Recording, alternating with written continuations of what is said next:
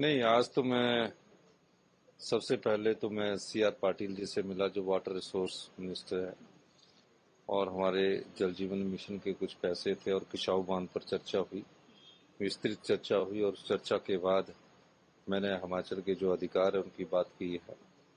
मुझे लगता है कि वो किशाऊ के प्रोजेक्ट को शुरू करना चाहते हैं। हमने स्पष्ट तौर पर कह दिया कि जो पावर जनरेशन होनी है उसका पैसा हिमाचल प्रदेश सरकार नहीं दे सकती, जो कि पिछली सरकार द्वारा समझौता किया गया था। समझौता नहीं हुआ था, बातचीत जारी थी। अगर आप 100% उसकी फाइनेंस करते तो किशाऊ प्रोजेक्ट, जिससे कि हरियाणा को 50% पानी मिलना है और दिल्ली को पानी मिलना है, हमें उस पर कोई ऑब्जेक्शन नहीं।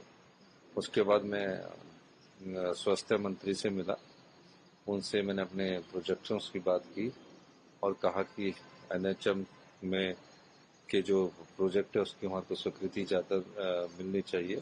और आयुष्मान भारत में हमें पैसा कम मिल रहा है, हम अपनी सरकार के किटी से उस पैसे को टॉप अप करके खर्च कर रहे हैं, तो उस संदर्भ में मेरी बात हुई।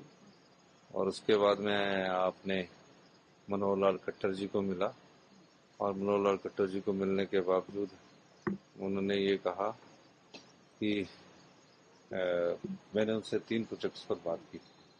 पहले तो मैंने कहा कि BBMB में हिमाचल को आप परमानेंट मेंबर बनाइए, जिसकी हम 12 साल से मांग कर रही थी। मुझे खुशी है कि खट्टर साहब ने कहा कि हम इस पर विचार करेंगे। दूसरा एक बैरासूल पावर प्रोजेक्ट है, जो बैरासूल पावर प्रोजेक्ट है उसको 40 साल पूरे हो गए। वो बनाया NHPC ने है, और NHPC के बनाने के बाद उन्होंने उस समय 80 में जब बना था तो जमीन भी खरीदी थी, लेकिन जो वाटर है उस पर हमारा अधिकार था, तो हमने उनको टेक ओवर करने की प्रोसीडिंग्स कैबिनेट ने पास कर दी थी। NHPC उसके खिलाफ कोर्ट में गया। हमने कहा कि अब हमें वो प्रोजेक्ट वापिस चाहिए, हमारी संपदा है। दूसरा हमने ये कहा कि जो सतलुज जल विद्युत निगम है, जिसमें NJPC और रामपुर के जो प्रोजेक्ट हमारी संपदा पर बने हैं, पानी पर बने हैं, उसमें आप तकरीबन हमें उसके पैसे उपलब्ध करवाइए। और पैसे प्रोजेक्ट बने हैं उस पर फ्री रॉयल्टी 12% से बढ़ाकर आगे कीजिए, और कब तक उनके पास रहेंगे उसका भी एक प्रोजेक्ट के समय सीमा होनी चाहिए। अगर प्रोजेक्ट की समय सीमा तय होगी, जैसे कि वर्ल्ड प्रैक्टिस है कि 40 साल बाद वो प्रोजेक्ट उस राज्य को वापस मिलते हैं। जब प्राइवेट प्लेयर जो हिमाचल में बिजली पैदा कर रहे हैं 12, 18, 30 और 40 साल बाद वो प्रोजेक्ट वापस कर रहे हैं, तो जो PSU है उनको भी उस प्रोजेक्ट को वापस करना चाहिए। फिर उसके बाद हम गजेंद्र शेखावत जी को मिले, और गजेंद्र शेखावत जी के मिलने के बाद फिर मैं फाइनेंस मिनिस्टर को मिला, और फाइनेंस मिनिस्टर से मैंने जो एडिशनल बोरिंग है उसकी बात की है।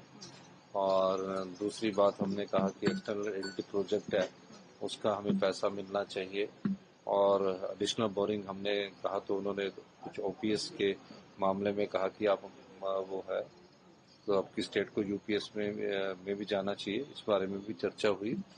तो मैंने कहा कि अभी तो परिस्थितियां ऐसी है कि हमने अपनी सरकार को एम्प्लॉयज को OPS दिया है, और अभी हमें आप एडिशनल बोरिंग अलाउ कर दीजिए। तो उनका मत है कि फाइनेंस सेक्टर सारे करें, इस बारे में उन्होंने कोई हमें कमिटमेंट नहीं की।